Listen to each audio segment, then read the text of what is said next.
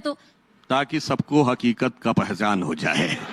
अब एक और बात सुनिए, यह भारतीय दुनिया में इकलौता देश है जिसने अपने लुटेरों के बनाए हुए नियम को आजाद भारत में मान्यता दे रखी है।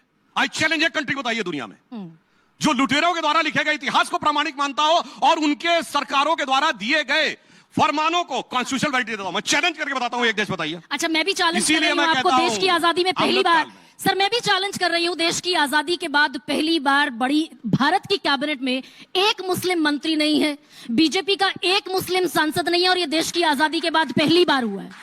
ये इतना इंक्लूसिव डेवलपमेंट कहां लेकर जाएगी भारतीय जनता पार्टी? जो आपने बात कही, इसलिए क्योंकि हमने जानते हैं किसको बनाते हैं। हमने आरिफ मोहम्मद खान साहब को बनाया है। Sir I am talking about parliament. मैं बता मुझे रहा बड़ी हूं, जिम्मेदारी से जवाब दीजिए सुधांशु जी, और दिल पर हाथ रख रखकर जवाब दीजिए। अरे मैं दिल पे हाथ रख के कहता हूं कि मुस्लिम समाज का जो कंट्रीब्यूशन है उसको कभी ढेला पर माना है। पहला gallantry award winner brigadier Mohammad Usman, Uttar Pradesh के गाजीपुर का, कोई गया हो तो बताइए। आजमगढ़ के थे। ये बताइए वीर अब्दुल हमीद की शहादत की 50वीं वर्षगांठ 2015 में हुई, मोदी जी ने उनके पूरे परिवार को बुला के सम्मान किया। कोई गया हो तो बताइए। अब सुनिए पूरी बात, सुनिए पूरी बात, अब पूरी बात सुनिए। एक ही देखिए, आप भी उलझा नहीं रहा हूं, आप उलझी हुई हैं, उसे सुलझा रहा हूं। एक ही दिन में याकूब मेनन का नमाज़े जनाजा हुआ और एक ही दिन में डॉक्टर कलाम का नमाज़े जनाजा हुआ। कोई नहीं गया डॉक्टर कलाम के नमाज़े जनाजा में, सब याकूब मेनन के नमाज़े जनाजा में गए। ठीक है सुधांशु त्रिवेदी, ठीक है नहीं, ये ठीक है, इसी को समझिए। सुधांशु त्रिवेदी ठीक है, समझिए। सुधांशु त्रिवेदी कहे कि मोदी कैबिनेट में 73 मंत्रियों में से एक भी मुसलमान सांसद क्यों नहीं? एक भी सांसद बीजेपी का मुसलमान क्यों नहीं है? 20 करोड़ मुसलमानों में से बीजेपी को एक भी मुसलमान ऐसा नहीं मिलता जो किसी लोकसभा से जीत कर आए। अभी बदत है। आपने बिल्कुल सही कहा। इसका मतलब मुसलमान को मुसलमान के हिसाब से देखना आपकी फितरत है, मगर अफसोस की बात यह है कि मुसलमान को आप मुसलमान नहीं देखते, वोट बैंक के रूप में देखते हैं।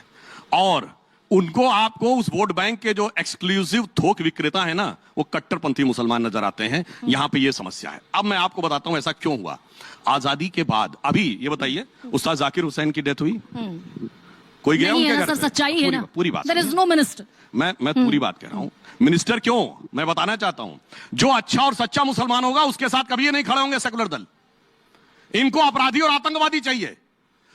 उस्ताद बिस्मिल्लाह खां को भारत रत्न कब मिला? अटल जी की सरकार में, जिसने पहली शहनाई बजाई थी। ये बताइए, अशफाकुल्लाह खां के घर पे कभी गए? मलिक मोहम्मद जायसी के घर पे गए? अब्दुल रहीम खान खाना के घर पे गए? शेख मोहम्मद इब्राहिम रसखान के घर पे गए? आलम शेख के घर पे गए? मुसलमान की हज सब्सिडी खत्म कर दी। आपने उसी आम मुसलमान की हज सब्सिडी को खत्म कर दिया। कैलाश मानसरोवर जाने वाले तीर्थयात्रियों को आप पैसा देते हैं। क्या करूं इसका? अच्छा, अब आपको बताता हूं। बस आखिरी सवाल है मेरा। बड़ा अच्छा सवाल इन्होंने किया। मुझे जो अर्लीस्ट याद है अपनी मेमोरी में, वो कुंभ का मेला 89 का याद है। और मेरे मन में स्टूडेंट लाइफ में बात उठी, भैया कुंभ मेले पे मेला टैक्स और हज पे सब्सिडी, गजब का सेकुलरिज्म है। और मैं पूछना चाहता हूं, पूरी बात सुनिए, पूरी बात। हज जाना चाहिए अपने पैसे से, वो सवाब का काम है। हज जाएंगे सरकार के पैसे से, जिसमें 95% टैक्स पेयर काफिर हैं। काफिरों के पैसे से हज जाओगे तो सवाब कैसे मिलेगा मेरे भाई? वो तो आपकी धार्मिक मान्यता का सम्मान करने के लिए हमने किया है। पहला सवाल तो सुधांशु जी कि गांधी जी की चॉइस थे, आपने किताबों का जिक्र कर दिया कि उद्धृत है उसमें जवाहरलाल नेहरू। तो गांधी जी ने जवाहरलाल नेहरू को चुन के गलती की, ये कहते हैं आप? ये तो देश की जनता को दिखाई पड़ा है, क्योंकि आपको पता, बहुत से लोगों को पता नहीं है। नेहरू का प्रधानमंत्री बने थे, 15 अगस्त 47 को नहीं बने थे, 2 सितंबर 1946 को बने थे under cabinet mission plan, Lord Wavell के द्वारा शपथ लेकर, यूनियन जैक झंडे के नीचे, क्वीन की निष्ठा के नाम की शपथ लेकर अंतरिम सरकार के प्रधानमंत्री बने थे। और उनके प्रधानमंत्री रहते हुए भारत के विभाजन का प्रस्ताव जून 1947 में कांग्रेस की कार्य समिति में पारित हुआ। उनके रहते हुए भारत ने मनुष्य जाति के इतिहास का सबसे बड़ा एक्सोडस झेला, सबसे बड़ा लोगों की हत्याएं झेली। और उनके रहते हुए आपको पता है, जब देश आजाद हुआ भारत की फौज कितनी थी?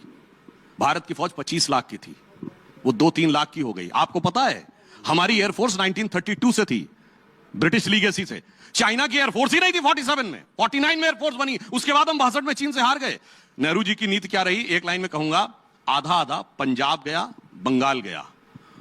पंजाब दोस्तों अभिषेक ऑफिशियल टीवी में आपका स्वागत है। आपने इस डिबेट में सुना होगा कि सुधांशु त्रिवेदी जी को बुलाया गया है और यहाँ पे बहुत ही रोमांचक डिबेट चल रहा था भारतीय बंटवारों को लेकर, भारत के फर्स्ट प्राइम मिनिस्टर और इंडिया को चुनने को लेकर। इसमें हर कोई गूगल बाबा को पछाड़ने की सोच रहा था, लेकिन पत्रकार महोदय ने भी साफ साफ कह दिया कि आप मुझे उछालने की कोशिश कर रहे हैं, क्योंकि हर किसी को पता है कि जवाब तो गूगल से निकल के आ ही जाएगा, चाहे सवाल कैसा भी हो। तो देखते देखते यहाँ से बात गांधी, नेहरू, अब्दुल कलाम पता नहीं कहाँ कहाँ चली गई। लेकिन हर कोई अपने कैबिनेट में अपने हिसाब से मंत्री रखता है। इन्होंने क्यों नहीं रखा, इनकी नीति है, वो रखते हैं, उनकी नीति है। आप क्या समझते हैं? अपना कमेंट, अपनी राय हमें जरूर दीजिएगा। कश्मीर गया और चला बंगाल गया और चीन के हाथों मानसरोवर का हवा ऊंचा भाल गया। अब आप स्वयं सोच लें, ये फायदा हुआ कि नुकसान हुआ? आप ये बता दीजिए मुझे कि गांधी जी का ये हिस्टोरिक ब्लंडर था नेहरू को प्रधानमंत्री के लिए चुनना, कह दीजिए आज। देखिए, मैं एक बात ये कहना चाहूंगा कि ये विषय जानते हैं, इसके लिए आप मौलाना आजाद की किताब पढ़ लीजिए, उन्होंने लिखा हुआ है जो आप वर्ड बोल रहे हैं ना। और कौन सी? वो आखिरी के 40 पन्ने जो उन्होंने कहा था कि मौलाना आजाद की मृत्यु के 30 साल बाद रिलीज हो, जो 1987 में रिलीज हुए। मगर शायद पता नहीं होगा मौलाना आजाद को कि 30 साल बाद भी राजीव गांधी प्रधानमंत्री थे, इसलिए दबा दिए गए। वो 40 पन्ने पढ़ लीजिए सुकेश जी, आपकी बात का लगभग इन्हीं शब्दों में जवाब लिखा है। नहीं, वो किताब मैंने पढ़ी है, मैं हिस्ट्री का स्टूडेंट रहा हूं। अच्छा, मैं आपसे सुनना चाहता हूं, गांधी जी ने हिस्टोरिक ब्लंडर किया नेहरू को बना के, गांधी की गलती थी जो ये देश आपके हिसाब से भुगत रहा है। जब नेहरू जी बने उसके जिम्मेदार गांधी जी थे। देखिए, जब पढ़े हैं तो सुनना क्यों चाहते हैं? आप तो पत्रकार हैं, राजनीति काहे कर रहे हैं?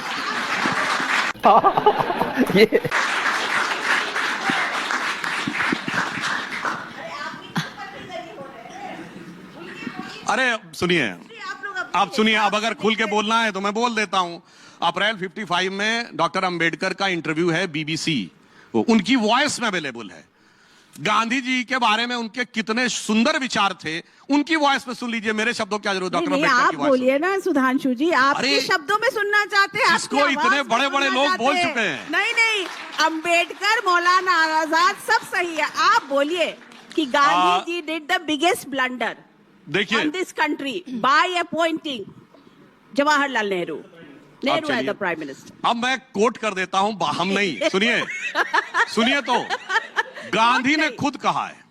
अब सुनिए, गांधी को कोट कर रहा हूं, बाकी तो छोड़ दीजिए। खलीकुज़्ज़मा बहुत बड़े लीडर हैं, उन्होंने अपनी किताब में लिखा। खलीकुज़्ज़मा का नाम सुना है आपने? कौन थे ये?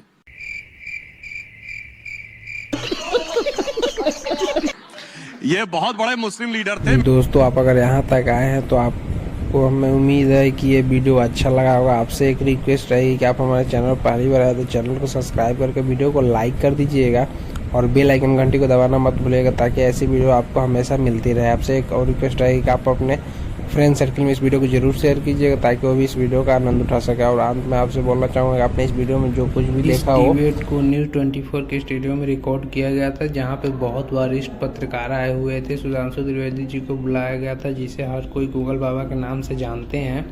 और गूगल बाबा ने तो कमाल ही कर दिया, हर एक जवाब को कोट करते हुए देते चले गए, और बाकी उनको जो सुनना था वो सब कुछ समझ चुके थे। तो आपको ये डिबेट कैसा लगा, इसमें क्या चीज़ आपको अच्छी लगी, कमेंट करके बताइएगा। एक विषय इस पर सही रहा कि मुस्लिम हर में मुस्लिम की बात क्यों आती है, कमेंट कीजिए। मिलते हैं अगली वीडियो में। जय हिंद।